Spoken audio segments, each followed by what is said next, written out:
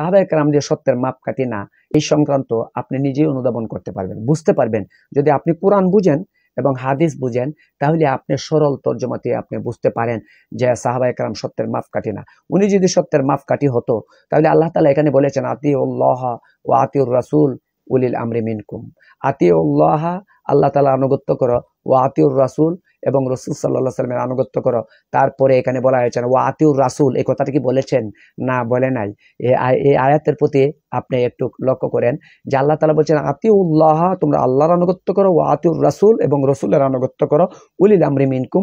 আর উলিল আমর বলা হয়েছে তোমরা দেখে শুনে যাচাই করে বুঝে, এবং যার অনুকরণ অনুসরণের মাধ্যমে ইসলামের সঠিক পথ পাওয়া যাবে, যাকে অনুসরণ করলে আপনার জীবন ইহকালীন জীবন কল্যাণ এবং পরকালীন মুক্তি নাজাতের আশা করতে পারেন, সেই তাদেরকে দেখে শুনে বুঝে তাদের অনুসরণ এবং অনুধাবন করতে হবে। তো এখানে আতিউল্লাহ ওয়া আতিউর রাসূল বলে আল্লাহ তাআলা ওয়া আতিউর সাহাবা বলে নাই। তো আতিউল্লাহ ওয়া আতিউর রাসূল দুটাকে সংমিশ্রণ করে তারপরে উলিল আমরি মিনকুম এখানে আলাদা একটা বলা হয়েছে। যারা আরবি সম্পর্কে জানেন, কোরআন হাদিস বুঝেন, তারা অবশ্যই ধারণা করতে পারেন। অর্থাৎ এই আয়াতের মাধ্যমেও বোঝানো গেছে যে সাহাবায়ে কেরাম সত্যের মাপকাঠি না। যদি সাহাবায়ে কেরাম সত্যের মাপকাঠি হতো, তাহলে আয়াতটা এভাবে নাজিল হইতো যে আতিউল্লাহ ওয়া আতিউর রাসূল ওয়া আতিউস সাহাবা, এখানে বলা হতো। তো এরকম ভাবে বলা হয় নাই, সুতরাং সাহাবায়ে কেরাম সত্যের মাপকাঠি না।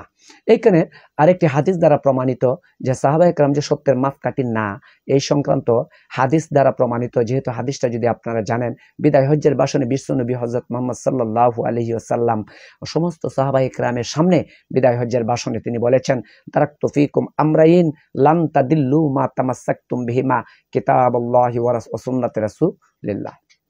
এখানে বলেছেন সমস্ত সাহাবায়ে কেরামকে বিশ্বনবীর লক্ষ্য উদ্দেশ্য করে বলছেন যে আমি দুনিয়ার মধ্যে থাকবো না, অবশ্যই আমি দিনকে তোমাদের মধ্যে পূর্ণাঙ্গ করলাম, আর তোমরা কি করবে? দিনকে পরিচালনা করবে, আর তোমাদের অনুকরণ করে অসংখ্য আমার উম্মতে মুহাম্মদী সারা সঠিক দিন খুঁজে পাবে।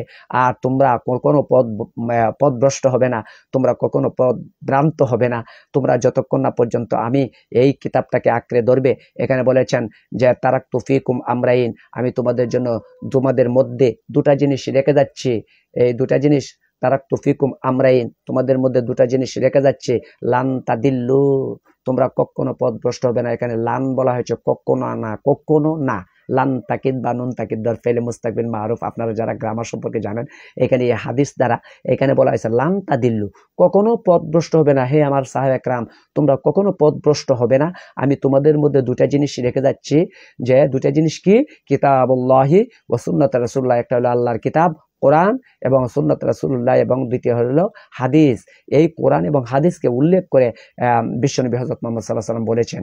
এখানে যদি সাহাবায়ে কেরাম সত্যের মাপকাঠি রাসূল মনে করতেন, তাহলে বলল হইলে যে আমি তোমাদের মধ্যে তিনটা জিনিস রেখে যাচ্ছি, একটা হলো কিতাবুল্লাহ ওয়া সুন্নাত রাসূলুল্লাহ ওয়া সুন্নতে উসওয়াতুন সাহাবায়ে কেরাম, এটা তো বলল হইলে। অথচ সাহাবায়ে কেরামকে এখানে উল্লেখ করে নাই, বলতেছে তোমরা কিতাব কোরআন এবং হাদিসকে যতক্ষণ পর্যন্ত আঁকড়ে ধরবে, ততক্ষণ পর্যন্ত তোমরা পথভ্রষ্ট হবে না, আর পথভ্রষ্ট হওয়ার কোনো প্রশ্নই আসে না। এখানে বলতেছে লান তাদিল্লু মা তামাসসাকতুম বিহিমা কিতাবুল্লাহি ওয়া সুন্নাতি রাসূলুল্লাহ। এখানে স্পষ্টভাবে আমরা বুঝতে পারছি যে আমরা যখন কোরআনকে আঁকড়ে ধরবো, আমরা যখন হাদিসকে আঁকড়ে ধরবো, তখন আমরা কখনো পথভ্রষ্ট হব না। তখন আমরা ওই দলের অনুসারী হইতে পারবো যে দল সম্পর্কে বিশ্বনবী হযরত মুহাম্মদ সাল্লাল্লাহু আলাইহি ওয়াসাল্লাম বলেছেন যে বনী ইসরাইলের মধ্যে তারা 72 দলে বিভক্ত ছিল। কত দলে? 72 দলে বিভক্ত ছিল। আর আমার উম্মতের মধ্যে হবে 73 দলে বিভক্ত।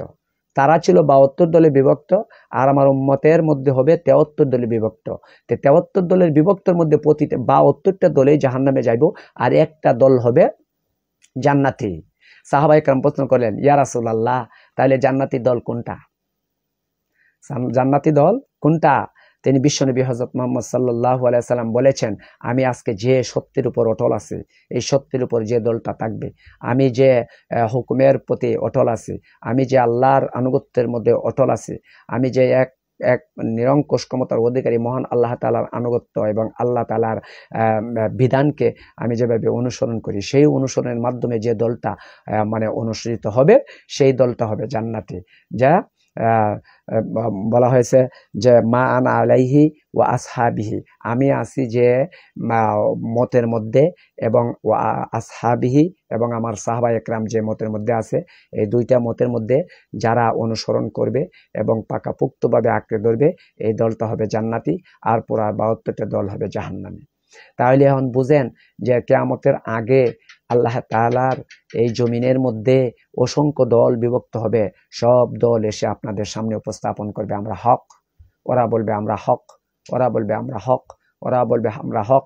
সব দল যদি হক হয় তাহলে বাতিল কোনটা? তাহলে এখন আপনি বুঝতে পারেন যারা নিজেকে হক দাবি করবে তাহলে বাতিল হওয়ার জন্য এতটুকুই যথেষ্ট, এতটুকু দলিল এবং প্রমাণিত। যারা নিজেকে হক বলে দাবি করবে এরাই আসলে মূলত হক না, এরা হলো বাতিল, এটাই দলিল। মানে এটাই তার জন্য দলিল, যারা নিজেকে হক দাবি করবে। আমার দোকানে ভালো জিনিস আছে, আমার দোকানে এই জিনিস আছে, সাইনবোর্ড আছে, এক ব্যক্তি সাইনবোর্ড টাঙ্গায় বলতেছে যে সাইনবোর্ডের মধ্যে লেখা আছে যে আমার দোকানে সাবান আছে, তেল আছে, মরিচ আছে, লবণ আছে, এরপর সবকিছুই আছে। তারপরে দোকানদারের ভিতরে, ঘরের ভিতরে ঢুকলো, ভাই আমাকে মরিচ দাও, আমাকে লবণ দাও, কই এই সমস্ত জিনিস নাই। ভাই কিছুই নাই, তাইলে সাইনবোর্ডে তো লেখা আছে আপনার সব জিনিস আছে, তো ভিতরে দেখলাম কিছুই নাই।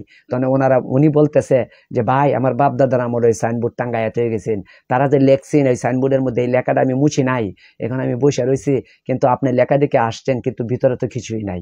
তো একদল উলামায়ে হক্কানি দাবি করবে, ওদের লেবাস দেখবেন পীর শাইখে খুতুব, বোঝা যায় এইমাত্র জান্নাত থেকে আইছে, আর এদের ছাড়া আর আমলদারি আর ব্যক্তি নাই। কিন্তু দিনের বেলা কাজ, দিনের বেলা এক চরিত্র, আর রাতের বেলা আরেক চরিত্র।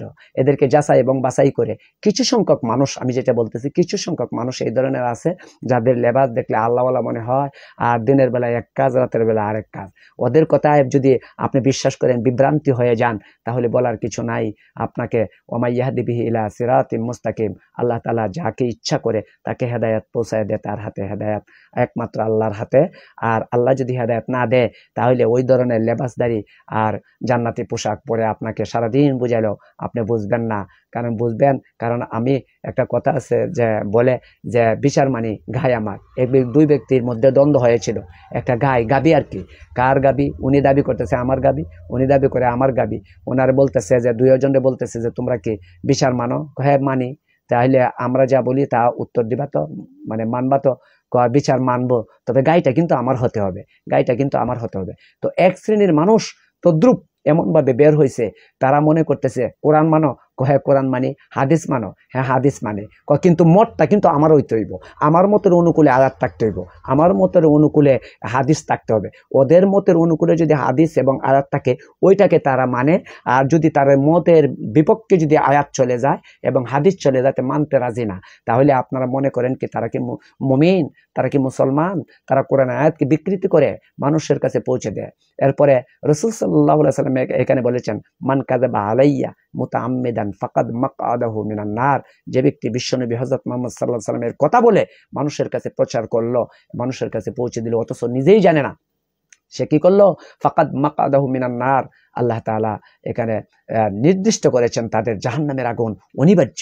ফাকাদ মাকআদাহু মিনান নার, বিশ্বনবী বলেন যে জেনে রাখো তারা অবশ্যই জাহান্নামের আগুনে তারা জ্বলবে। যারা বিশ্বনবীর সাল্লাল্লাহু আলাইহি ওয়াসাল্লামের যে বিষয়টা বলে নাই অথচ তারা বিশ্বনবীর হাদিস বলে প্রমাণিত করেছে। অসংখ্য জাল হাদিস সমাজে ভরে গেছে, অসংখ্য গ্রন্থাবলী জালিয়াতের মাধ্যমে রেফারেন্স ছাড়া, সনদ এবং মতনের কোনো মিল নাই, অকাট্য দলিল দ্বারা কোনো প্রমাণিত না, মাঝখানে সাহাবায়ে কেরামের সিলসিলা এখানে জারিকৃত না, মাঝখানে ইনকিতা হয়েছে, এই সমস্ত বানোয়াট ভিত্তিহীন কথা দিয়ে সমাজকে বিভ্রান্ত করছে।